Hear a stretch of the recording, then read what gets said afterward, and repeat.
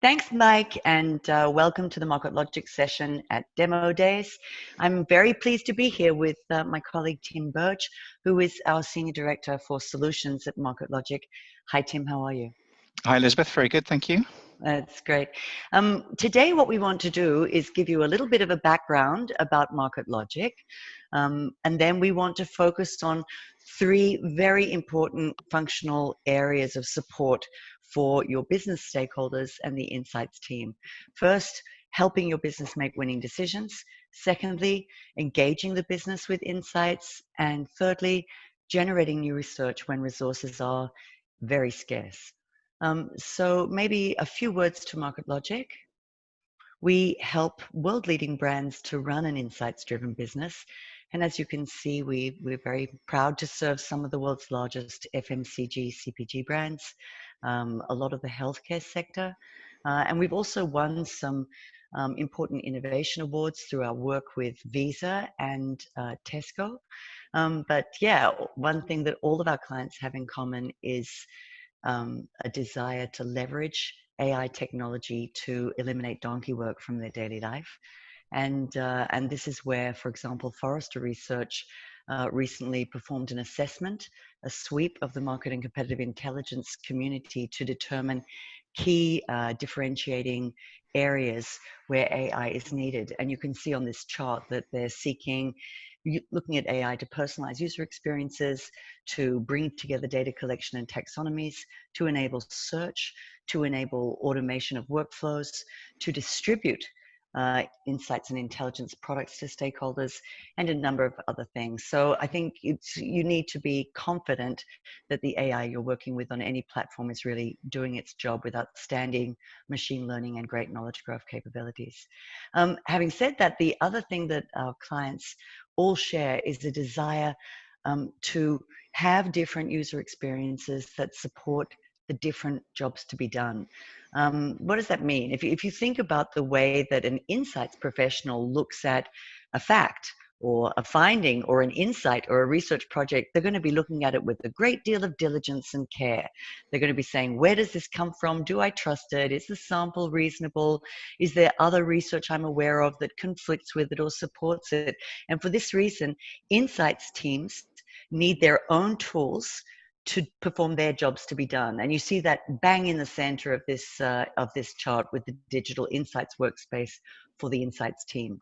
When we look to the left and we think about on this chart and we look at the business stakeholders, your business stakeholders, of course, they have a very, very different way of dealing with information. They just want to get it as quickly as they can to support the business decision they need. So they need fast answers, they need to look up their numbers, they need to see any essential knowledge, and they don't want to do much work to get there.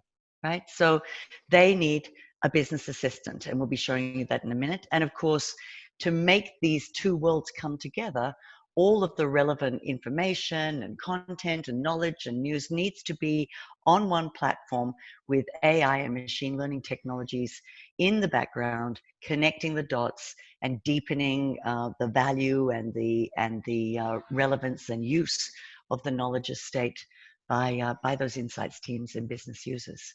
So Market Logic brings this all together with a market insights platform that supports the different jobs along the value chain. And what you see on this slide is that at the baseline, we have all of the different data and research that you're producing and dealing with that's coming into an insights engine, which is the glue that connects consumer and market data with AI and machine learning. And this then sets the foundation for the digital Insights Workspace, where insights and intelligence and analytics professionals can really do their work, finding relevant information, conducting research to fill knowledge gaps, and mashing it all together to create beautiful insights and information products that can engage the business. So then at the top, we see that the business assistant is used by the people that are working on strategy and innovation and marketing and sales to get fast answers to their questions, to see the latest marketing competitive intelligence, to browse essential knowledge, and to get their numbers. So this is really how Market Logic pulls it together with one insights platform for the business. So what we want to do next is focus on helping your business make winning decisions. And we'll also show you how that materializes in a little business assistant demo. So I think if we move to the next slide, I mean, it's crystal clear that insights-driven businesses outperform their competitors. And we have a lot of nice top-line information here. Accenture talking about decisions, insights-driven companies growing 73% faster. We have Green Book, of course, with their knowledge that 80% of the success factors for winning products are insights related. And right down the bottom corner, McKinsey did an analysis of all of the creative work that was awarded at the Cannes Festival, I think a year or two ago, and found that companies that use data and evidence to drive creativity had twice the growth rate of those that don't. Mike, I guess you've seen a lot of top line numbers previously, right? Yeah, and I think there's you can dig into each of these and find a story by itself. The one that grabs my attention really is the when you know what you already know, and how many clients I work with who said, if we only knew the things that we already know, we'd be able to move so much quicker and grow so much faster. And I think that 15%, to be honest, looks probably conservative about being able to save budget for the insights team, but also being able to power smarter decisions using that knowledge, mining it. Exactly, and indeed our clients do acknowledge that number is conservative. They want to put their savings into more insights, of course, so they only confess to 15% by and large. But yeah, I mean, when you look at these self-evident truths of the impact of insights on the top line, it really is incredible that consumer-facing business decision quality is so poor. And if we look at the next chart, I mean, Gartner has done the breakout you see here of exactly how business people use insights, but it all starts with the fact on the right that business people only use insights and evidence in 48% of their decisions. And so when you're looking at how they're using that evidence in the 48% of those decisions, that's where you see all this cherry picking stuff that's going on in the bar chart from Gartner, right? And I guess we're all aware of that. I do. I see this a lot. And I think the risk of cherry, in a way, the more data and the more sources of insight we're generating, the greater we increase that risk of cherry picking. And I see it a lot with people who are choosing the right data to make a preordained decision rather than actually using it to drive that in the first place. I think there's a big role for insight people to play in keeping stakeholders honest, keeping marketing people especially making sure that the way they use data is correct. Absolutely, but ring fencing, it doesn't seem to work anymore, right? So Yeah. so if we go to the next chart, what Market Logic does with our platform is we create a place in every deployment where these stakeholders can come in and access and use holistic answers and bulletproof insights in an easy and accessible way, and that's achieved with a business assistant. And this is where, as you see, the whole area of the software, this business assistant area, is designed for the business to work with all the insights, right? So they can get answers to their questions, not just search results, but a holistic answer to their questions. They can see only the latest and most relevant marketing and competitive intelligence. They can browse and read essential knowledge when they change positions and go to a new brand or a new segment or whatever. And of course, they can get their own numbers, their latest business intelligence reporting, without having to bother a professional to send them an email. So I wondered, Tim, could you take us through what that would look like in the software? Absolutely. So let's take a look at how Market Logic looks to the business user. So here I am logged in as Steve, and the first thing Steve sees when he logs into the Market Logic portal is personalized content on the homepage. And there are two kinds of content being shown here. The column here that says recommended, that's content recommended by the AI. So based on Steve's reading behavior, that content will be dynamically updated and automatically suggested to Steve. And then the other areas of the screen that include announcements and news articles here, these are human curated content. So these are pushed by the experts in the business. So experts can push the right content to the right people directly to their homepage. Now, as a business user, the first thing I want to do is to search. So I have a simple way of searching here. I can either use keywords or I can type a natural language question. So if we type, what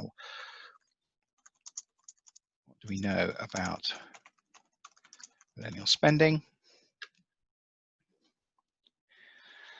So what the system does here is it analyzes the question and works out what we need to search for and gives me everything in the system which is relevant to the question I'm asking. So you can see a couple of things here. The first thing is the gray box at the top of the screen. So this is promoted search. So this is content that the person responsible for millennial marketing or for that particular segment has decided that this is the most important piece of content to show if anyone searches for this topic. So this is a bit like a Google ad, I guess. So that is the piece of content for me. And underneath that, I see all of the results from all of the other content types in the system. So anything that's relevant to millennial spending, whether it's a survey data, whether it's research, primary research, whether it's syndicated or news, is all shown to me in this results tab here. Now there's quite a lot of content there, 334 results. So I can either use the filters down the side here to search. So this is based on the standard taxonomy set up for the business. So I can choose something from here and filter down to narrow that result set down. But at the end of the day, there's still a lot of content here that I need to read. So I need some way of analyzing that content or finding out what's important. And this is another area where we can use the AI. We can switch to a summary view here. And instead of looking at the individual documents, now what we're looking at are sentences that are extracted from that content. So the AI has analyzed the sentence, automatically extracted sentences from the content based on the question that I'm asking. So I can really get to the information that I need very quickly without having to read all of the content that's there. Now, as a business user, there are other things that I need to look for. It's not just about searching for research. I also need to keep an eye on what's happening externally, so industry news. So another area of the system here is my news portal. So what we have here is we have some AI topic feeds. So the experts in the organization have configured some AI feeds to cut out all the noise in all these internet news feeds that are coming into the system to just give me the information that I'm interested in. It's been organized into these channels that have been set up for me, but I also have a My News area where I can create my own news here to really get to what I need to really quickly. Reporting is also a key area for people. So in the MarketLogic platform here, all the business reporting is organized into one place. Many of our clients configure a visualization like this to show how the reporting landscape works. So in this case, if I'm looking for brand reporting, I can simply select brand from the visual there, look for my brand tracker reports. And here I have very quick access now to directly to the reports that I need. So if I quickly look at the brand tracker here, we can see from this one, this is a recurring report. So every quarter there's a new version of this. And it actually consists of two things. So there's a physical report document here, a PowerPoint or a PDF, but there's also an embedded Tableau dashboard. So rather than me having to leave MarketLogic and open up other tools, everything I need is all in one place. And I can view the Tableau dashboard directly in the MarketLogic application here. And you can see if I hover over here that it's a live integration, it's not just a snapshot. So I can interact now directly with that Tableau dashboard. Now, another important area for business users will be knowledge zones. So knowledge is where essential knowledge about categories, brands, and segments is all organized together into an easy to consume way for me. So again, the experts have set these up into categories for me, but I also have my knowledge, which are the things that I'm interested in as an individual. If I take a look at one of these, let's open this COVID-19 view. Knowledge zones, as you can see, are a visual representation. So this is where the experts curate content to present to the business users in a very visual, very easy to use kind of way. So here, if I'm looking for information on consumer behavior in Asia. I can simply navigate to where I need to be, and I can find all the content I need all in one place in an engaging story. So this is really where the insights professionals can use their knowledge and use their understanding of the research that we do to tell the story to me as a business user to help me get to what I need as quickly as possible. So say all the content in one place, and then right at the end here, we have a Q&A panel so that I can reach out and ask the experts a question. So if I need additional content or there's something that I'm not sure about, I can simply post a question there. The person who owns this will get a message and they can respond to me. So that's it. So that's what it looks like for a business user. All the content all in one place in a really easy to consume way. And this is available as a desktop tool like this, or runs on a tablet as well. And there's also a dedicated smartphone app for small format devices.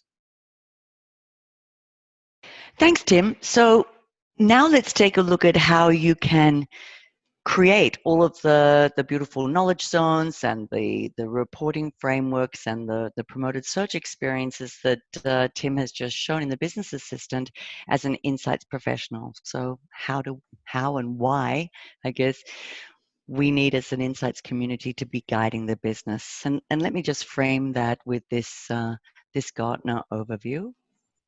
I mean, it used to be that when decision makers wanted to make a decision and decided they wanted to use research, they would just come to the insights team and ask for new research. That was the past. Of course, that's no more. So today, the problem is that there's way too much data, and it's very difficult to find the insights within it all. In fact, Gartner says the decision makers are totally overwhelmed in this situation. Over half of them say that more data makes decision making more difficult, while 90% say that they need guidance. So this is a great thing for the insights community, that your stakeholders are really asking for clear guidance from you, not to produce more data, but to synthesize and make sense of the data they already have so that they can use it in decisions.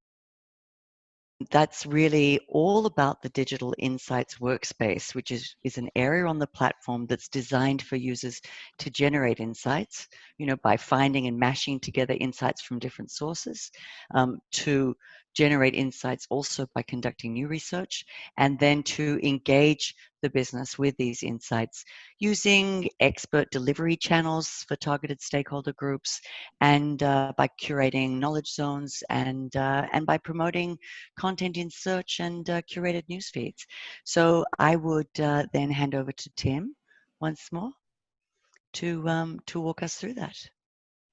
Thanks, Elizabeth. So let's take a look at what that looks like now for the insights professional.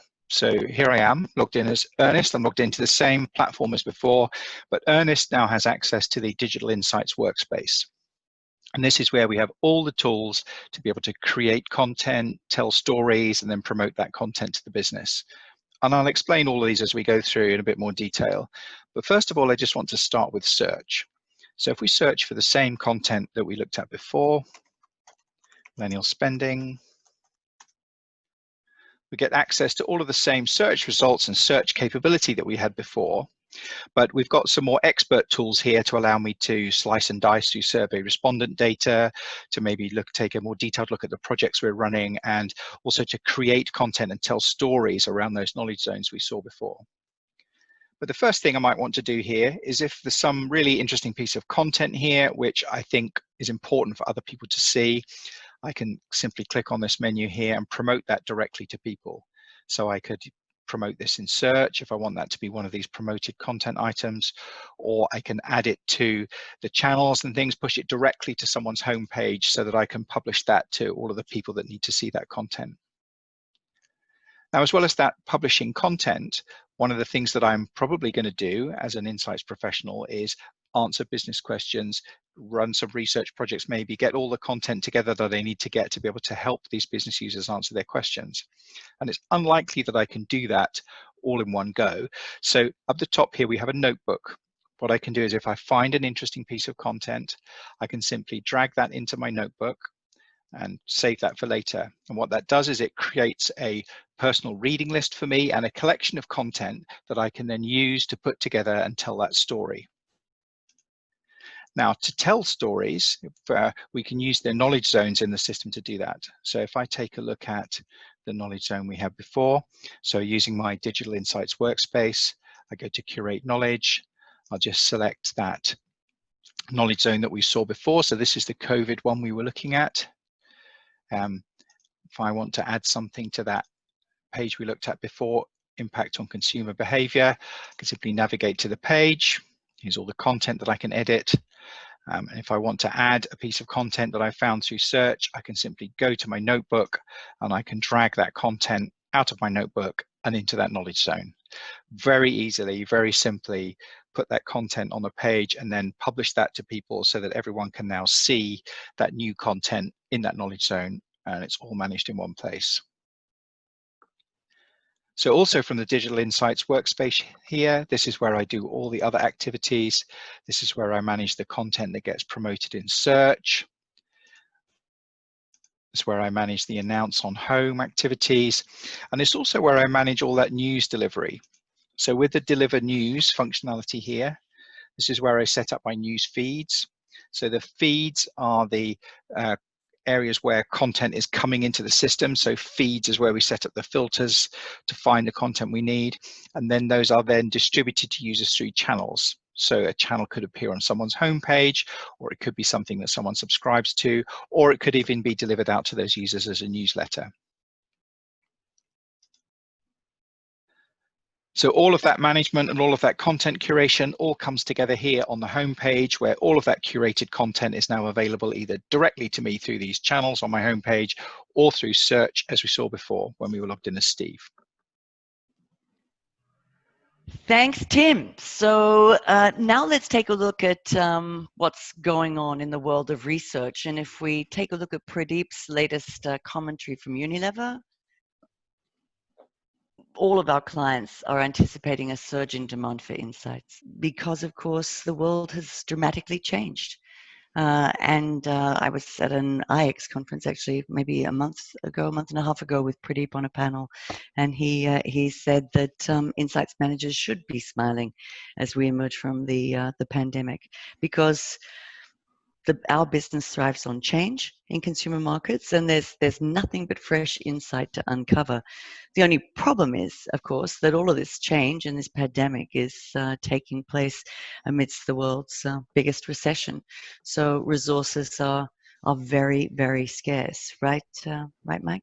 Yeah, I agree. And I like this sunny, optimistic view of the need for insight going forward, especially now. But it's I think there's a yes, but, which is it's not going to be straightforward as a transition. We're going to need to do more with less. We're going to need to be much more innovative in the way we use technology. And it's not going to be a simple transition for a lot of people. It's not like there's going to be more headcount or budget.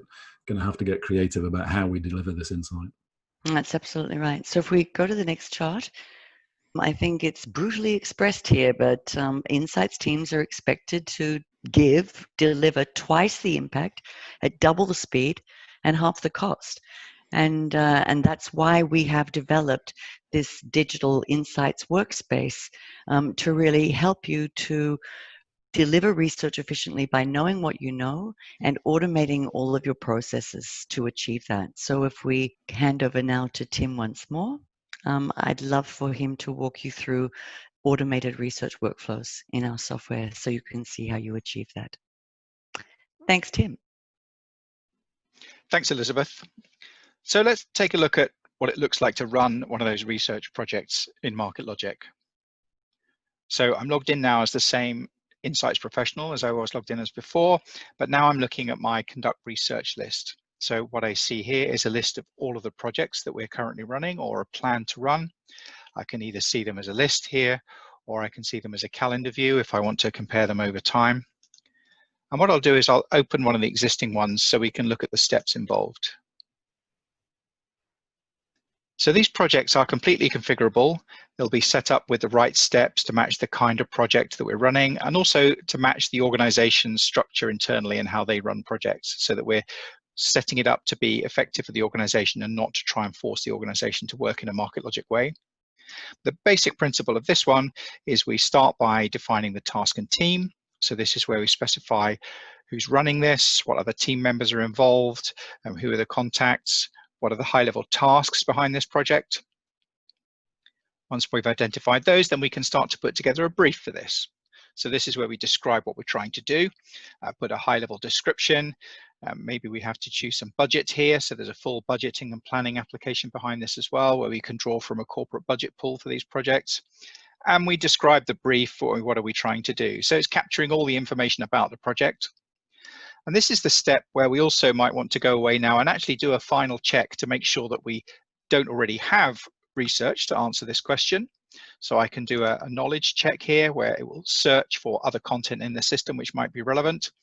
As I say, either to stop me from running duplicate research projects, or there might be something in there which will help me refine the brief or interesting content to put into the brief to make this easier to understand. Once I've searched for content, and I'm sure that I do need to run this, and I'm sure that the brief is right, if there are any approvals required, this is where we would get approval to continue to the next step. We can have approvals for funding, approvals for brief, maybe approvals for supplier selection, whatever needs to be set up to match the business requirements. Once we have the approvals to move forward, in this case, the next step is to choose a supplier. And here we have the standard agency roster that we always use for these projects. We can just choose the people we want to work on this. We can either choose multiple suppliers, in which case they will receive the brief as an RFI kind of process and they can bid for work on this, or we can just choose one supplier and have them go with that chosen person. Once we've got the supplier, then we go through the process of designing this. So how are we going to run this? What's the methodology? What sample are we going to use? All that's documented in the project, so it's all captured in one place. And once we've run the project, then we can start to capture the results. So the results also come directly into this project. The agency involved will have their own login to this, which just allows them to see the projects they're working on, and they can directly upload the results into this project. So there's no more chasing for content. It's all captured all in one place. And once we have all the content, then what we can do then is we can review the content, but also review the agency's performance, so that we can rate our agencies of how good they are at running these kind of projects, so that in future we can be better at selecting the right partner to work with. Once that's reviewed and we're happy, we just hit the publish button, and now all that research is now available to all of the business users through search, and I can find it in exactly the same way as I would find any other piece of content inside MarketLogic. Thanks, Tim. We're really looking forward to your questions about how you can achieve these kinds of efficiencies with automation and a digital insights workspace to serve up the goods to your stakeholders.